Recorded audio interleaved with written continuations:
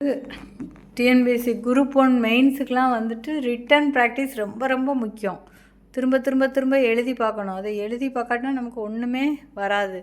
அதாவது நிறைய பேர் சொல்லியிருக்காங்க, எவ்வளோ கொஸ்டின்ஸை ஒப்பிச்சு பார்த்தாலுமே அந்த 3 மணி நேரத்துக்குள்ளே அந்த 300 மார்க்குக்கு நம்ம எழுதுகிறோமாங்கிறது தான் முக்கியம். அதனால் ரொம்ப இது எழுதி எழுதி எழுதி பார்க்கணும். எழுத்து அழகாக இருக்கணுங்கிறதுலாம் நமக்கு தேவையில்லை. எவ்வளோ கண்டென்ட் கொடுக்குறோம், நிறைய இயரு அதை பற்றின எல்லா டீட்டெயிலும் எவ்வளோ கண்டென்ட் கொடுக்குறோங்கிறது தான் ரொம்ப ரொம்ப முக்கியம். அதனால் நம்ம எழுத்து ரொம்ப புரிஞ்சால் பரவாயில்ல, ரொம்ப அழகாக இருக்கணும், அப்போ தான் நிறைய மார்க் வரும் அப்படின்னு சொல்லிலாம் கிடையாது. நம்ம எவ்வளோ கண்டென்ட் கொடுக்கோம் ஒரு டாபிக் அப்படின்னு சொன்னால் அதை பற்றி இப்போ கரண்ட் அஃபேர்ஸ் நிறைய கேட்பாங்க. இப்போ கொரோனா பற்றினா கொரோனா எப்போ வந்தது, எங்கே ஆரிஜின் ஆச்சு, அதில் என்ன வைரஸ், அதில் உள்ள சிம்டம்ஸ்லாம் என்னென்ன, அதில் என்னென்ன இதெல்லாம் இருக்குது, அதை ப்ரிகாஷன் பண்ணுறதுக்கு என்னென்ன மருந்துகள் மெடிசன்லாம் செய்யலாம், இதெல்லாம் பயன்படுத்தலாம், எந்த மாதிரி பாதுகாப்பாக நம்ம இருக்கலாம் அப்படின்னு சொல்லிட்டு எல்லாமே நம்ம எழுதணும். அந்த மாதிரி ஒரு இது எதனாலுமே கேட்கலாம். கரண்ட் அஃபேர்ஸ் நிறைய எதுவுமே இப்போ ரீசெண்டாக நடக்கிறது எல்லாமே கேட்கலாம். அதனால் நம்ம நிறைய கண்டென்ட்டு தான் கொடுக்கணும். நம்ம ஹேண்ட் ரைட்டிங் ரொம்ப நீட்டாக இருக்கணும், ரொம்ப ஹைஃபையாக இருக்கணுங்கிறதுலாம் கிடையாது.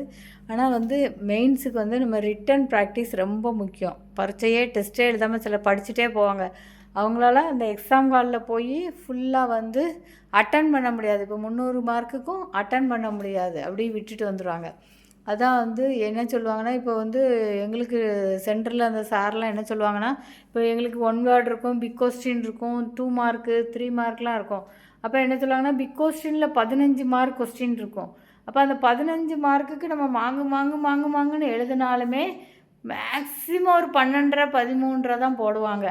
அப்போ என்ன பண்ணுவாங்க, அதே இது 3 மார்க் கொஸ்டின் நிறைய இருக்கும். அந்த 3 மார்க் கொஸ்டினில் நம்ம எவ்வளோ கண்டென்ட் கொடுத்தாலும் மேக்ஸிமம் ஒரு 2.5 3 மார்க் வாங்கிடலாம். அப்போ அந்த இது பிக் கொஸ்டினில் 12.5 மார்க் எடுத்து இது பண்ணுறத விட அந்த 3 மார்க்கை நல்லா கான்சன்ட்ரேஷன் பண்ணி இது பண்ணிட்டா இந்த சின்ன கல்லில் பெரிய மாங்காவை அடிச்சிடலாம் அப்படின்னு சொல்லுவாங்க. அதாவது நிறைய 3 மார்க் கொஸ்டினாக ஒரு 7 8 அப்படின்னா நமக்கு 24 மார்க் வந்துடுது. அதே இது 2 பிக் கொஸ்டினை உட்காந்து வாங்குன்னு எழுதிக்கிட்டு இருந்தாலே ஒரு மேக்ஸிமம் ஒரு 12 11 தான் போடுவாங்க. அப்போ இதில் ஒரு அரை மார்க்லனாலும் நம்ம ஒரு 1000 பேரை முந்திடலாம் கட் ஆஃபில். அதனால் நம்ம ரிட்டன் ப்ராக்டிஸ் ரொம்ப ரொம்ப ரொம்ப முக்கியம். எழுதி எழுதி எழுதி பார்க்கணும், படித்ததை திரும்ப திரும்ப படிக்கணும். அதுக்கப்புறம் நிறைய புக்ஸு படிக்கணுங்கிறத விட கொஞ்சத்தை படித்தாலும் அதை நல்லா தரவாக படிக்கணும்.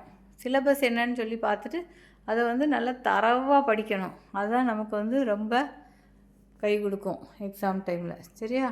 நன்றி, வணக்கம்.